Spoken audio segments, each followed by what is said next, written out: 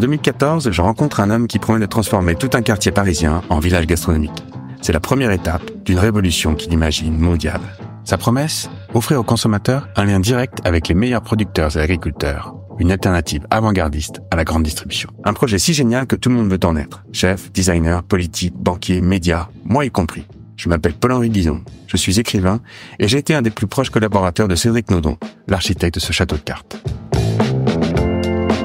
Dans La Jeune Rue, un podcast Nouvelles Écoutes, je raconte la véritable histoire d'une des plus grandes arnaques de la gastronomie française. Je vous présente l'épisode 1, une idée géniale. Pour écouter la suite, cliquez sur le lien dans la description.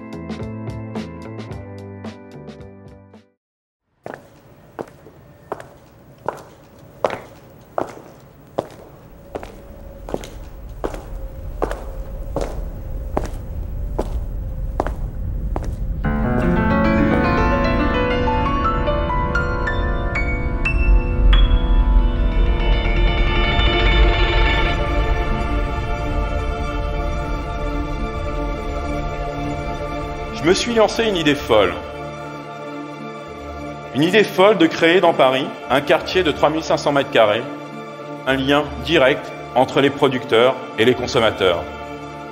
Il y a 10 ans, j'ai rencontré un homme qui voulait révolutionner la gastronomie parisienne. Et aussi la distribution des produits frais dans les villes. 36 commerces de bouche. Et aussi l'agriculture. Tous dédiés à un certain type d'agriculture. Bref, il voulait changer le monde. Pour lui, j'ai rebaptisé un quartier de Paris d'une expression magnifique, tiré d'un poème de Guillaume Apollinaire. En fait, je vous parle d'un projet qui s'appelle La Jeune Rue. La Jeune Rue. Le lancement d'un projet un peu fou, en plein cœur du 3e arrondissement de Paris. Écoute, faut que tu rencontres cette personne, il y a un projet extraordinaire qui va naître sur Paris. L'idée, transformer 3 rues en épicentre du bien manger, avec 36 lieux dédiés aux produits bio et durables, aménagés par les plus grands designers. Il m'appelle pour me dire, il faut absolument que l'on se voit, il faut que je te parle d'un projet incroyable. Au-delà d'être intéressant, ça me semblait quelque chose de hyper novateur. Ça va revitaliser tout le quartier. Il y avait quelque chose de très ambitieux, de très avant-gardiste et de très neuf. Un concept estimé à 30 millions d'euros et une marque La Jeune Rue destinée à s'exporter dans le monde entier. L'histoire maintenant d'un mystérieux millionnaire qui veut créer le plus beau quartier du monde. Quelques mois après, ils sont revenus nous voir tous les trois avec une énorme bagnole de sport ultra frime et ils nous ont parlé de ce projet de La Jeune Rue. Il avait son Aston Martin, déjà. Donc on part en Aston Martin à Ménilmontant. Je suis en net à 600 000 euros. Je te parle ton sourcing, hein, ouais, vraiment. C'est ça. T'en es à la fin à 10 millions d'euros. Dans la capitale et à l'étranger, tout le monde ne parle plus que du projet pharaonique de cet homme discret qui veut devenir le numéro 1 mondial de la gastronomie, de l'écologie, de l'art contemporain. Vous avez Cédric Nodon en face de vous et tout d'un coup son iPhone qui sonne et sur l'iPhone il y avait Bernard Arnault, voilà, qui cherchait à le joindre et puis Pinault qui cherchait également à le joindre. Je me souviens un jour on avait déjeuné là-bas, au sergent recruteur, il y avait d'un côté Carlos Ghosn, de l'autre côté un cheikh arabe. Mais on était loin de se rendre compte que ça allait avoir un tel succès. Franchement, ma mission, elle est vraiment, elle est profonde, elle est sociétale, elle est au niveau des agriculteurs. C'est vraiment ce qui me passionne le plus. Et encore une fois, si je voulais gagner de l'argent, si je voulais faire la spéculation, je voulais faire du Monopoly, franchement, il y a des moyens plus intelligents de le faire. À un moment donné, il y avait de tels besoins d'argent et ça se comptait en dizaines de millions qu'on se disait mais où va-t-il trouver cet argent ? À cette époque-là, j'ai cru qu'il était très riche. De quoi semer un sérieux doute sur le porteur du projet, Cédric Nodon, un homme d'affaires dont la fortune présumée est nimbée d'une certaine opacité. On a commencé à avoir des échos mitigés. Peu à peu, on s'est rendu compte que il y avait des choses qui tournaient pas forcément très rond. Il y a eu quelque part une partie très sombre.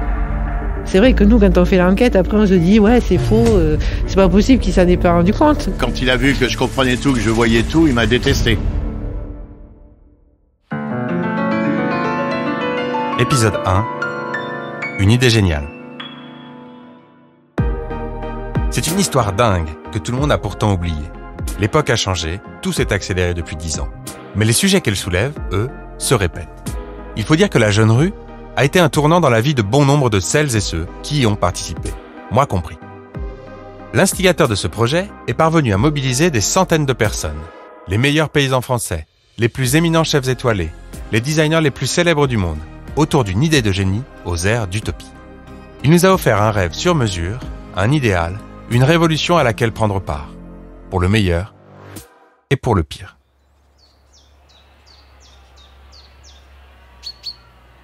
Je m'appelle Paul-Henri Bison et j'ai grandi au milieu des champs, à Saint-Laurent-sur-Sèvre, un joli petit village de Vendée.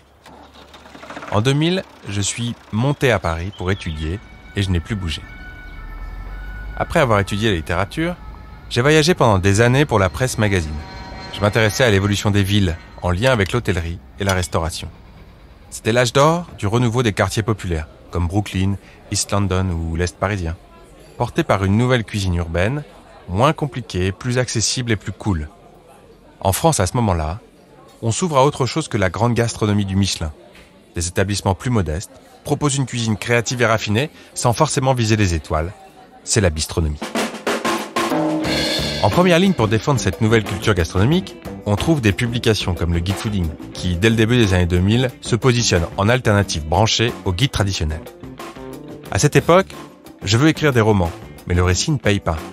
Je n'ai pas beaucoup d'ancrage dans la vie réelle, pas de plan de carrière, pas fait de grandes écoles, pas de projet de vie cadré, ma vie amoureuse est bordélique, et je suis fauché. J'adore Paris pour son romantisme, mais l'immobilier monte en flèche et je n'ai de toute manière aucune possibilité d'acheter un appartement. Puisque le peu d'argent que je gagne ne m'offre aucune possibilité d'avenir, je préfère le claquer dans les bistrots. Porté par une jeune génération, la bouffe, ou la food, pour la dissocier de la gastronomie d'antan, est en train de devenir une sous-culture importante. Comme le hip-hop ou le street art, elle nous parle du monde. Mais elle a un truc en plus, elle nous parle aussi de son état de santé.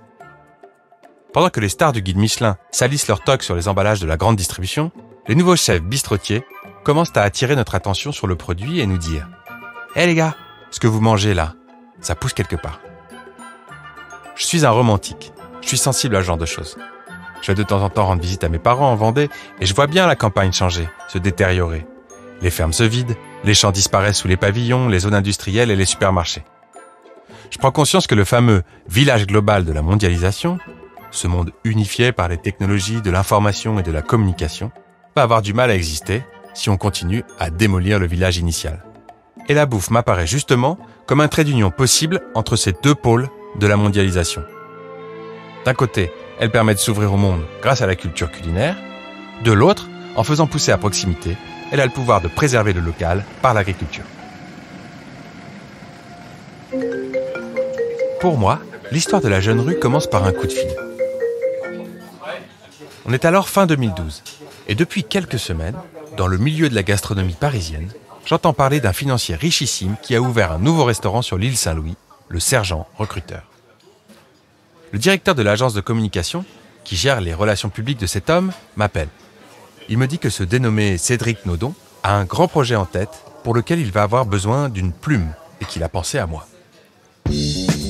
Comme beaucoup d'écrivains, je suis aussi concepteur-rédacteur, ou plume, c'est-à-dire que des gens me payent pour écrire des textes racontant l'histoire de leur projet, ses origines, son ambition, sa particularité.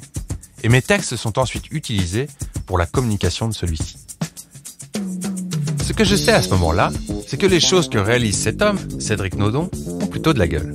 Pour son restaurant, le Sergent Recruteur, il a confié à Jaime Ayon, un designer catalan très à la mode et très cher, le soin de transformer une vieille gargote à touristes de l'île Saint-Louis en un boudoir clinquant. Et pour peaufiner son entrée dans le monde de la gastronomie parisienne, il est allé chercher le chef Antonin Bonnet au Greenhouse, un restaurant londonien à 2 étoiles Michelin. Alors j'ai rencontré Cédric Nodon à l'époque via une connaissance interposée qui était mon boucher, qui est Olivier Metzger. Et Olivier me dit, écoute, faut que tu rencontres cette personne, il y a un projet extraordinaire qui va naître sur Paris. C'est peut-être le moment pour toi aussi de quitter l'Angleterre pour revenir sur la France. Je dis, j'étais pas trop chaud, mais bon, je me suis dit, pourquoi pas. À un moment donné, je suis dans le projet, j'avance vraiment et je crée un lieu un peu magique. Et, Cédric Nodon, février 2013. À ce moment-là, en fait, Olivier me dit, prends 2 billets aller-retour à Londres. 8h du matin, on est crevé, on arrive 9h30 à Londres, 10h, on va prendre un verre au sketch, donc... Et voilà, puis je montre mes photos là, Antonin, on est accroupis sur les canapés qui sont au ras du sol avec Antonin, et l'histoire elle part de là, quoi. L'histoire elle part de là. On s'est rencontrés avec Cédric, on a pris beaucoup de temps pour discuter, on a marché beaucoup, pour parler de différentes choses, comme on aurait pu voir un restaurant qui soit un petit peu différent, en essayant d'ouvrir et de faire toutes les choses que la gastronomie n'osait peut-être pas faire à l'époque, ou ne se donnait pas les libertés. Voilà. Alors il me demande un temps de réflexion, je le rappelle 2 semaines après, et il me dit banco, et puis voilà quoi. Il y a une espèce d'association qui se crée comme ça, de bienfaiteurs, malfaiteurs, je sais pas, mais une association qui se crée. Et donc c'est comme ça qu'a commencé la genèse du Sergent. Le lieu était magnifique, les produits étaient magnifiques, l'équipe était magnifique, et de là je pense que Cédric, quelque part, s'est dit il y a une vraie potentialité, il faut qu'on y aille, on avance, on y va à fond. Un soir, je suis invité à venir dîner à la table de Cédric Nodon, au Sergent recruteur. Il y a une drôle d'armure blanche dans la vitrine. On entre par un bar très lumineux, aux murs couverts de miroirs. La salle est plus sombre. Elle se trouve dans le prolongement du bar, derrière une porte vitrée. C'est une sorte de couloir très large, avec des murs de pierre apparente et blanchis, de grands fauteuils et des tables en chêne cerclées de laiton. Au bout, à 10 mètres, il y a la cuisine ouverte. Je suis frappé par le décor. Ça brille beaucoup, mais franchement c'est beau. Bling, mais réussi. La salle à manger où Cédric Nodon reçoit est en bas. C'est une cave voûtée avec une grande table en marbre blanc. À ce dîner, il y a un chef reconverti dans le consulting militant. Il y a aussi le directeur de l'agence qui m'a invité. Il y a bien sûr Cédric Nodon, un grand foulard de soie autour du cou, et puis 2 autres personnes, dont l'agent immobilier qui, à l'époque, règne sur les transactions des fonds de commerce pour la restauration. Je m'attendais à quelque chose d'assez coincé, et finalement l'ambiance est plutôt cool. Cédric Nodon se montre très sympathique, il est un peu extravagant dans sa façon de s'habiller, mais il est accueillant, drôle, attentif. En fait, il crée très vite de la proximité avec les gens qu'il rencontre. Et il m'apparaît comme un personnage plutôt charismatique et séduisant. Aujourd'hui, quand tu te mets à réfléchir, est-ce que tu connais un endroit où tu trouves des bons légumes? Lorsque je le rencontre au cours de ce dîner, il a 40 ans.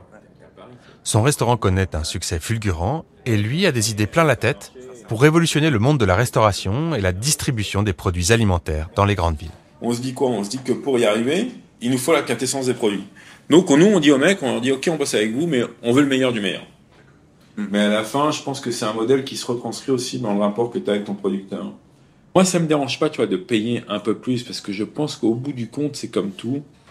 C'est que quand c'est vraiment bon, quand c'est vraiment bien, que c'est dans la durée, que ça tient, il y a une clientèle qui est là pour ça. Oui, c'est bénéfique. Sur et mon business, il fonctionne aussi parce que je vais me vendre à moi.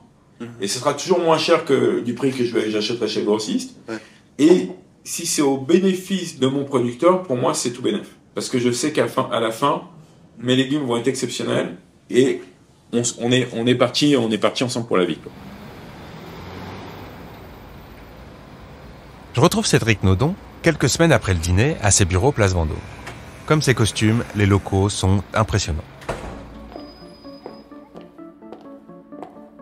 Dans la première pièce se trouve son assistante personnelle et 2 autres personnes occupées à des tâches administratives. Cédric Nodon me reçoit dans une 2e pièce, son bureau. De là, on accède à une 3e, encombrée de dossiers, où travaille son directeur financier. Nous commençons une série d'entretiens pour que je comprenne l'esprit de son futur projet et que je puisse par la suite traduire ses intentions à l'écrit. Donc tu vois, le principe, c'est ça, je pars moi de 15 pages d'entretien, je les condense en laissant les portes ouvertes. Et c'est pour ça que ce serait bien qu'on avance maintenant sur la description de la rue de Verbois, rentrer carrément dans le détail de l'envie de ce projet-là et comment ça vient, le travail avec les producteurs, les fournisseurs. Tout commence par un lieu. En fait, la folie, elle vient au départ où... La rue du Verbois. Alors, pourquoi la rue du Verbois? C'est que je m'en local et je tombe en permoison dessus. Dans le 3e arrondissement de Paris. C'est une rue qui est intéressante parce qu'elle est piétonne sans être piétonne. Elle est dans un quartier qui a un métier. Puis il y a cette espèce de flair qui est assez incroyable parce que tu as l'impression d'être hors du temps. Enfin, je crois que c'est une opportunité de vie. Je crois que ça vient au départ de la personne qui est propriétaire des locaux, qui fantasme cette rue depuis des années, qui est devenu un lieu aussi de fantasme de pas mal de personnes, puisqu'il a des locaux qui sont assez beaux. Et je me dis, waouh, c'est génial. Et puis Puis je reviens voir Antonin, je lui dis ouais, j'ai un lieu. Je lui parle que d'un lieu au départ. Donc la rue, elle part de là, et puis après, elle se nourrit des discussions qu'on a avec Antonin. Et un jour, il me dit, ça y est, j'ai trouvé des baux, j'ai trouvé des lieux, ça se passe dans une rue, ça va se faire, c'est incroyable. Antonin Bonnet. Alors moi j'étais là, je fais de quoi il parle, qu'est-ce qu'il dit. Quelque part, on venait d'ouvrir, le sergent avait juste peut-être 9-10 mois, je pense, quand il débarque avec ses idées. Et pour nous, le sergent est pas du tout assis encore. C'est une fusée qui vient de décoller, avec toutes les turbulences et les instabilités que ça produit. Et on est loin d'être arrivé déjà avec le sergent. Le sergent est fait depuis un mois. D'accord. Tu vois, c'est un peu dingo parce que je suis épuisé. Ouais. Je sors du sergent qui m'a lessivé. Je commence à entamer un marathon de bouffe où je commence à manger. J'en peux plus, je prends du poids. Tu vois, j'en ai ras le bol. J'ai pas le temps de faire du sport. C'est juste un enfer. Et en même temps. Si tu veux, moi, le sergent, il est sorti de ma tête 4 mois avant l'ouverture, quoi. 4 mois avant l'ouverture, je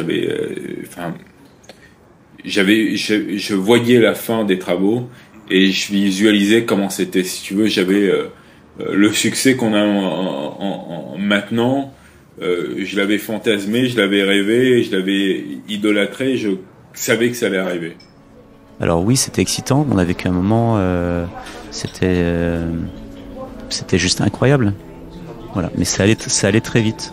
Il y a pas eu de phase de transition. C'était hop. Et tout le monde y est allé, en fait. Mon chef, tu vois, Antonin, je lui raconte pas tout au départ. Je prends furieux, quoi. Il dit, vas-y, venir, le mec est dingo, on sort des travaux, Et en fait, si tu veux, c'est même ça m'a mis 10 jours avant de comprendre que j'allais faire ça. C'est génial, quoi. Je me suis fait mon kiff. Ouais, je me suis auto-trippé tout seul. Et je me disais, tu vois, c'est génial, quoi. Et puis, dans ma tête, ça fait du sens, quoi. En découvrant le projet, je n'en saisis pas tout de suite la portée. Ce que m'explique Cédric Naudon à ce moment-là, ce qu'il a en tête, c'est la création d'un village avec plein de commerces de bouche, où seront vendus les mêmes produits que son chef Antonin Bonnet cuisine au sergent recruteur. Le projet de Cédric Naudon est un projet de synthèse qui prévoit de relier les domaines de l'alimentation qui ont été cloisonnés par la modernité, la campagne et la ville. Les habitants de l'une produisant les choses mangées par les habitants de l'autre. C'est l'équation de base. L'exemple le plus frappant de cette époque, où ces deux espaces étaient entremêlés, est raconté au début du Ventre de Paris d'Émile Zola.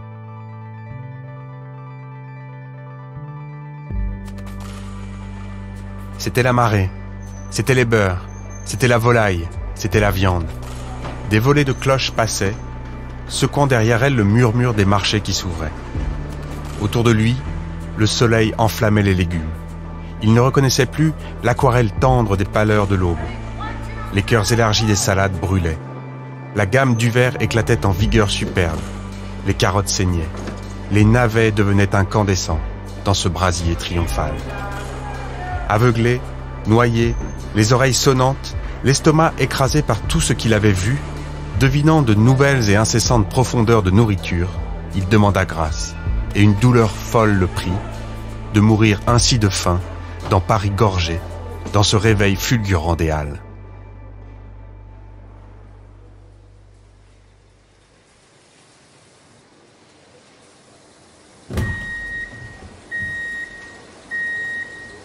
Tout ça a disparu après la Seconde Guerre mondiale, lorsque les pouvoirs publics ont décidé de créer le marché de Rungis, inauguré en 1969 dans le Val-de-Marne, pour désengorger le centre de Paris.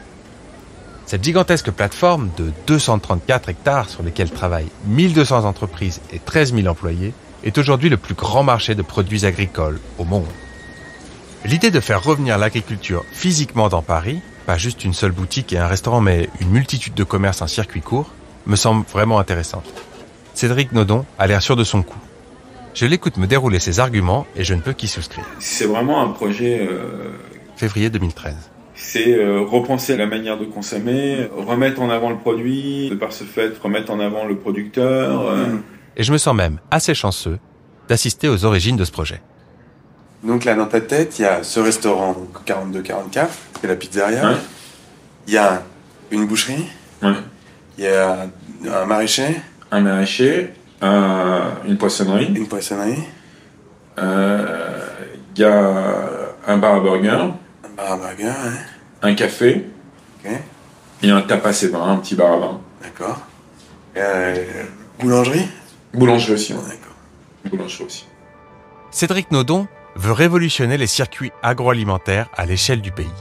Il ambitionne de concurrencer Rungis, une structure étatique qui fait chaque année 10 milliards de chiffre d'affaires. Et son moyen pour y parvenir est de commencer par créer un quartier à Paris. Un quartier avec plein de restaurants et de commerces de bouche pour pouvoir acheter des produits agricoles de saison, issus de filières courtes dites vertueuses en grande quantité, et les vendre dans son propre réseau en circuit fermé, sans aucun intermédiaire. Une nouvelle façon d'organiser les circuits de production et de distribution alimentaire. Et voilà, quoi, ça part d'une... C'est pas une idée précise, mais encore une fois, ça se construit. Ouais. Ça se construit. Il y a un lieu qui est... il y a un lieu qui est magique, et de ce lieu-là magique, je me dis, je vais faire un truc exceptionnel, et je me dis, c'est idiot, je pourrais faire ça. Puis il y a cette boulangerie qui est là, j'ai envie de la voir, et je me dis, pourquoi pas une épicerie, pourquoi pas ça. Et ainsi de suite. Et ainsi de suite, quoi, ça part. À chaque discussion, le projet prend une nouvelle ampleur, et Cédric Naudon va un peu plus loin. Il me parle de la fabrication de bons produits, contraires aux normes sanitaires, ce qu'il appelle poétiquement la clandestinité du goût, de l'inconséquence des chefs étoilés vis-à-vis des saisons, d'hommes d'affaires de plus en plus hors sol. Lui a décidé de tourner la page de cette vie-là. Il s'imagine un rôle politique, et pour ça, il pense très large. Il y a des images avec lesquelles on ne doit pas transiger. C'est la première, c'est de se dire il y a forcément une saison. Enfin, on a voulu éduquer tout le monde à se dire qu'on mange du foie gras toute l'année, que les fraises c'est toute l'année, les tomates c'est toute l'année. Donc tout le monde peut manger du foie gras parce que c'est pas un produit de luxe et la viande aussi. Tu vois, quand je vois un mec qui vient de sortir son dernier gâteau, qui est une tarte à la fraise et à la mangue là, je me dis putain non, arrête mon gars quoi. Non, fais pas le con quoi. Si t'as le talent pour faire, et ton message, crois-moi, il va devenir 3 fois plus beau si tu fais ton expérience de saison, l'été, l'automne, l'hiver et le printemps, et tu vas travailler avec un potager de dingue, et peut-être que ton gâteau viendra moins cher, peut-être que tu auras un gâteau exceptionnel, parce que tu vas prendre juste la quintessence de la saison. Ce qui est fou, c'est que maintenant que je suis rentré dedans, c'est tellement logique. C'est tellement logique. En ce début d'année 2013, le sergent recruteur obtient une première étoile au Michelin. Antonin Bonnet fait l'unanimité chez les critiques et le tout Paris de la gastronomie commence à bruisser de ce projet dingue de quartier de la bouffe. Pour le moment, il n'a pas encore de nom ni de contour clair. On parle juste d'un endroit avec plein de boutiques et de restaurants dans un coin du Marais. Cédric Naudon se rêve en prophète d'un nouvel ordre agroalimentaire mondial. Et ce qui est génial, c'est qu'il connaît du monde. Il répand ainsi la bonne parole dans les sphères business de la capitale qui, elles, sont totalement incultes sur les sujets de l'alimentation et les enjeux écologiques qui en découlent. Je pense que les mecs à sensibiliser, tu vois, c'est des mecs comme Leclerc, c'est des mecs comme Bernard Arnault avec son Bon Marché qui fait une sinistre mètre, tu vois, ça serait intéressant de parler aux mecs du Bon Marché, de savoir, tu vois, ce serait rigolo dans le cadre du livre de s'installer avec les mecs du Bon Marché et de leur dire so what les gars, so fucking what quoi. La grande force du projet est d'identifier des pratiques agricoles vertueuses et de les soutenir en les rendant disponibles à grande échelle en plein centre de Paris. Dans ce quartier-là qui était quand même un peu... Tout était à construire. Au-delà d'être intéressant, ça me semblait quelque chose de hyper novateur. Manon Provost, qui travaillait avec moi à l'époque, souligne également cette grande force du projet. Et puis surtout, j'avais vraiment l'impression que ça avait partie des domaines sur lesquels nous on bossait un peu liés au design, à la gastronomie, et puis à la sensibilité qu'on pouvait avoir par rapport au monde de demain, au fait de pouvoir vraiment réintégrer le circuit court, la proximité, le français aussi, et le fait de centraliser quelque chose dans cette rue qui n'avait pas de vie, donner de la vie dans un quartier qui, en tout cas dans la partie de ce quartier qui n'en avait pas, et en même temps de le décentraliser aussi en donnant une visibilité à des gens qui sont partout en France, qui font des bons produits et de valoriser en fait ces produits-là, parce qu'il y avait toujours la dimension aussi du prix juste, tu vois, d'apporter du beau et du bon au plus grand nombre, mais dans des lieux faits par des designers. Donc mêler tout ça, le beau, le bon, mais en même temps être accessible, parce que t'es dans un quartier qui restait quand même un peu populaire, enfin bobo mais populaire en tout cas. Donc il y avait des dimensions comme ça, sociétales en tout cas, liées à la bouffe, donc à un esprit quand même très français aussi. Hein. Il avait aussi une manière, je trouve, de bien mettre en avant la culture française, de ce qu'on aime nous. Il nous a touchés dans des trucs que nous on aime, tu vois. Le bien manger, le fait de réunir. Et puis il avait ce côté aussi un peu méditerranéen aussi, tu vois, de chaleureux, à fédérer. Au fur et à mesure des entretiens, j'entre dans le cœur du projet et je commence à écrire des notes sur son évolution. Je rencontre des gens passionnants et très impliqués dans le renouveau agricole. Toutes ces personnes sont pourtant inconnues du grand public. Ce sont des gens qui entreprennent des choses formidables dans leur coin, mais font figure d'illuminés dans le milieu agricole. Pour la première fois, ces personnes sont rassemblées autour d'un projet à visée commerciale en plein Paris. Un projet qui peut potentiellement leur offrir une chambre d'écho très importante et récompenser leurs efforts en mettant leur travail en pleine lumière. Donc voilà, lui est disponible, je rencontre... Cédric Nodon, février 2013. Je rencontre aussi l'ancien conseiller de Coste, il est disponible, et plein de gens comme ça, passionnés de produits, quand je commence à parler, puis je me rends compte qu'il y en a 1, 2, 3, 4, et tout le monde dit c'est génial. Et là, pareil, tu vois, je me sens porté dans un... Dans une énergie, un mouvement, faut y aller. Ouais, et je me dis, il faut y aller, quoi. Il faut y aller, j'ai envoyé une perche, tout le monde adore, il faut y aller. Les commerçants et les riverains ne parlent plus que de ça. C'est super, hein. C'est ce qu'il faut à Paris, ce genre d'initiative. Ça va revitaliser tout le quartier avec des restos design, une vie un peu dans la rue. Donc nous, on est assez contents, on a assez hâte que ça ouvre. À la fin de l'année 2013, la situation pourrait se résumer ainsi. Depuis 1 an, un homme fait courir le bruit qu'avec sa fortune personnelle, il va concurrencer Rungis et révolutionner Paris. Comment ? En lui apportant les meilleurs produits de France en direct. On parle quand même d'une 30aine d'adresses réparties sur 3 rues. Un projet à 50-60 millions d'euros au bas mot que tout Paris fantasme. Un soir, en travaillant à l'écriture du projet, j'ouvre machinalement le recueil Alcool de Guillaume Apollinaire.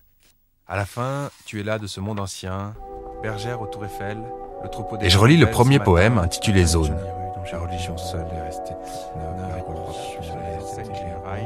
Les habits à la façon des perroquets. J'aime la grâce de cette rue industrielle. Située à Paris. Alors que j'ai lu ce poème des centaines de fois, une combinaison géniale de mots se met à clignoter devant mes yeux pour la première fois. Voilà la jeune, je n'ai encore qu'un petit enfant. Voilà la jeune rue.